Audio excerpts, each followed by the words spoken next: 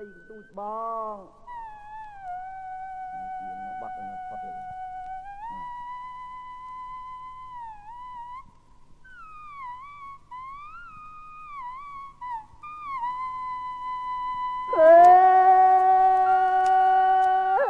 មកចុយ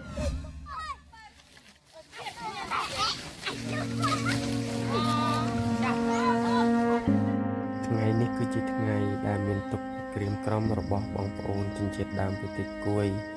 នៅតំបន់ចង្ហូងខ្នាតភូមិងន់ឃុំងន់ផងដែរអ្នកមីងម្នាក់ដែរគាត់ជាជនជាតិដើមប្រទេសគួយរស់នៅតំបន់ចង្ហូងខ្នាតគាត់បានមរណភាពនៅថ្ងៃទី26ខែមិថុនា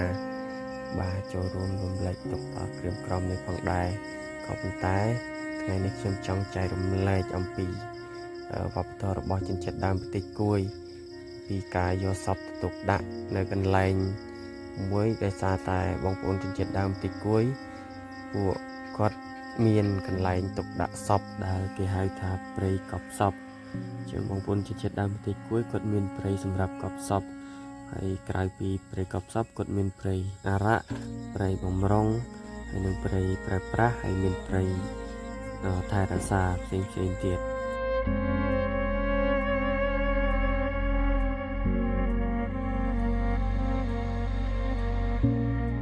នៅពេលដែលពួកគាត់បានយកសពទៅទុកដាក់រួចរាល់ហើយគាត់ក៏វិលត្រឡប់មកផ្ទះវិញក៏ប៉ុន្តែក្នុងការវិលត្រឡប់នេះគាត់មានជំនឿបែបប្រពៃណីនៅតាមតំបន់របស់គាត់ដែរដោយការវិលត្រឡប់មកពីកន្លែងទុកដាក់សពឲ្យបានត្រឹមត្រូវហើយគឺគេមិនអាចឲ្យដើរបំបែកផ្លូវបានទេដោយសារតែតាមជំនឿនៅតាមតំបន់គឺគេគិតថាអ្នកដែលចែកឋានទៅគឺគាត់វង្វេងផ្លូវដូច្នេះហើយបានគេមិនឲ្យដើរបំបែកផ្លូវគឺគាត់វង្វេងផ្លូវដែលត្រូវ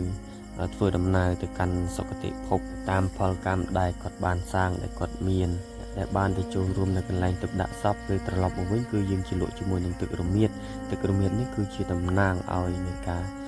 ជំរះនៅផលកម្មដែលមានការជំពាក់ជំពិននឹងគ្នាសម្រាប់វីដេអូនេះក៏មានតែប៉ុណ្ណេះផងដែរសូមអធិស្ឋានផងបងប្អូនចំពោះការលើសលុបខ្វះខាតក្នុងពាក្យសម្ដី